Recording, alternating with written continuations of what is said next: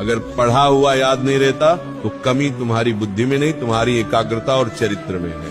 आज की वाणी से वह अग्नि निकलेगी जो तुम्हारे दिमाग के जालों को जलाकर राख कर देगी। अगर अपनी बुद्धि को लोहे से फौलाद बनाना है तो इस चर्चा को अंत तक पीना होगा। तुम रोते हो कि तुम भूल जाते हो, तुम परेशान हो कि परीक्षा सिर पर है और दिमाग खाली है। ये हार मान लेने का समय नहीं है। विद्या तो माँ सरस्वती का प्रसाद है और प्रसाद लेने के लिए हाथ नहीं, हृदय साफ होना चाहिए।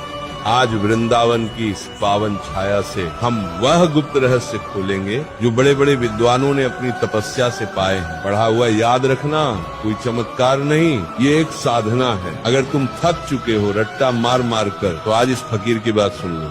तुम्हारी बुद्धि का द्वार खुल जाएगा और ज्ञान तुम्हारे भीतर ठहरने लगेगा। तू कहता है कि याद नहीं रहता, मैं कहता हूँ तुझे सब याद रहता है। तुझे वो पिक्चर की कहानी याद है जो तूने 3 साल पहले देखी थी। तुझे वह गाली याद है जो किसी ने बचपन में दी थी। तुझे वह अपमान याद है जो किसी ने भीड़ में किया था।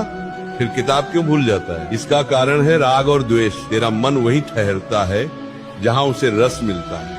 तुझे पढ़ाई में रस नहीं मिल रहा, तुझे पढ़ाई एक बोझ लग रही है। जब तक तू विद्या को भार समझेगा वह तेरे भीतर नहीं टिकेगी। पहली शर्त सुन ले, बुद्धि को साफ कर। जैसे गंदे शीशे में सूरज की रोशनी नहीं दिखती, वैसे ही गंदे मन में सरस्वती का प्रकाश नहीं ठहरता।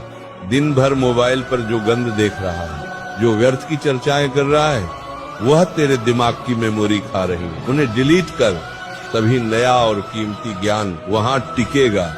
भगवान श्री कृष्ण गीता में कहा है, अभ्यास तु कौन्ते, तू एक बार पढ़कर विद्वान बनना चाहता है, नहीं बनेगा। विद्या तपस्या मांगती है, मंथन कर। जैसे दूध को मथने से मक्खन निकलता है, वैसे ही पढ़ने के बाद किताब बंद कर और आंखें मूंद कर सोच कि तूने क्या पढ़ा। उसे मन ही मन दोहरा, लिख कर देख। जो हाथ से पन्ने पर उतर जाता है वह बुद्धि में छप जाता है। तेरा हाथ तेरी बुद्धि का साथी होना चाहिए।